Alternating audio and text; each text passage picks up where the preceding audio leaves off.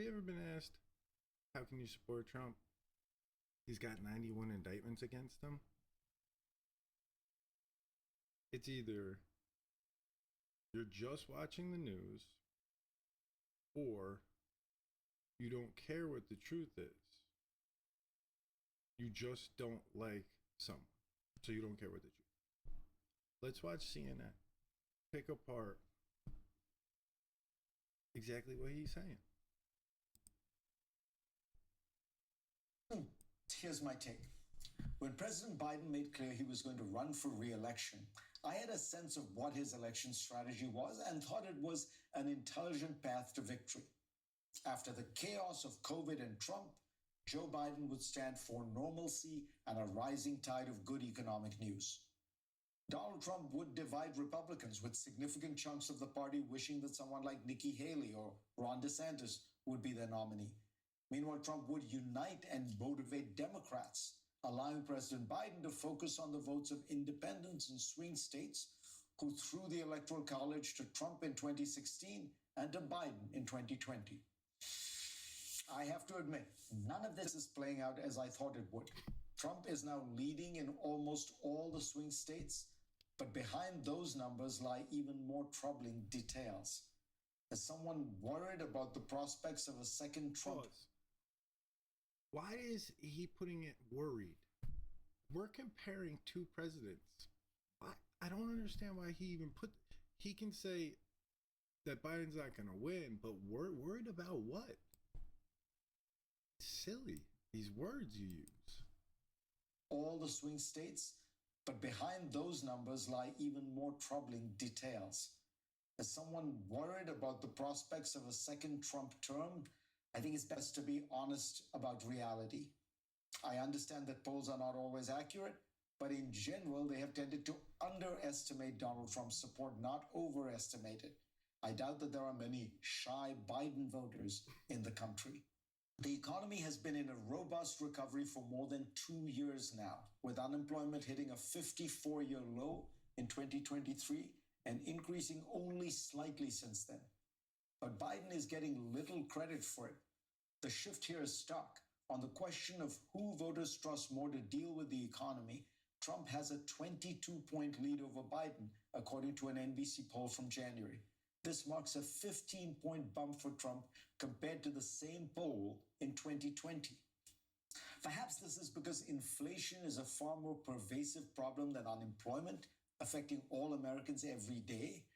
Perhaps it's because people's views on the economy now are largely derived from their broader attitudes towards the candidates. For whatever the reasons, it's a stunning reversal in the midst of a relentless stream of good economic news. On cultural issues, Biden and Democrats benefit from the opposition to the Republican Party's position on abortion. But on the other great cultural issue, immigration, Biden is 35 points behind Trump as to who would handle it better. And I do wonder whether abortion will be as large an issue in a presidential race, given that reversing Roe v. Wade threw the issue to state governments and legislatures and not the federal government. Yes. Perhaps the most worrying new trend for the Democrats is that far from being the more unified party, they are now bitterly divided over the war in Gaza. Bernie Sanders has said the eruption of pro-Palestinian protests could be Biden's Vietnam, and even invoked the specter of Lyndon Johnson choosing not to run for re-election in 1968 because of the opposition to that war. Did he just say Biden not choosing to run for re-election? Was that like a little hint? Wow, that would be crazy. Yeah, we're excited. Election in 1968 because of the opposition to that war.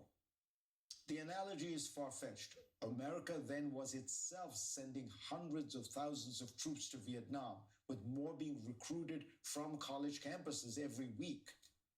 But there's no denying that the party seems more openly divided than it has been in decades. Only 33% of Americans said they approved of Biden's handling of the Israel-Hamas war, which is now opposed both by people who think he is too soft and people who think he is too hard on Israel. Meanwhile, Republicans seem to be uniting behind Trump. Whatever opposition he faced in the primaries has largely melted away. And the trials against him keep him in the spotlight, infuriate his base, who sees him as a martyr, and even may serve to make him the object of some sympathy among people in general who believe that his prosecutors are politically motivated. This happens to be true, in my opinion. I doubt the New York indictment. How can you say everything that you just said or have said if you think it's bogus?